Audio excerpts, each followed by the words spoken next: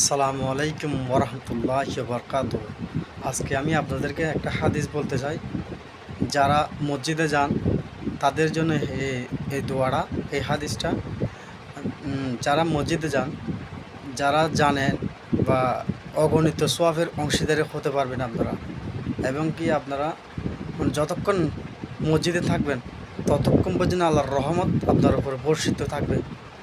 ওই দোয়াটা দোয়াটা পাঠ করলে এবং কি ওই কাজগুলো করলে। তো দর্শক, তো সরাসরি ওই দোয়াটার কাছে চলে যাই আমরা। প্রথমে আপনি আল্লাহর নাম ধরবেন।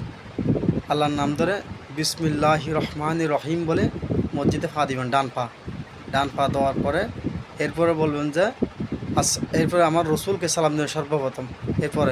এরপর আমার রসুলকে সালাম দেবেন, আসসালামু আলাইকুম ওয়ালা রসুল্লাহ। এরপরে আপনি কি বলবেন, আল্লাহুম্মা মাফতাহালু আবু আবু বেরাহুতকিয়া।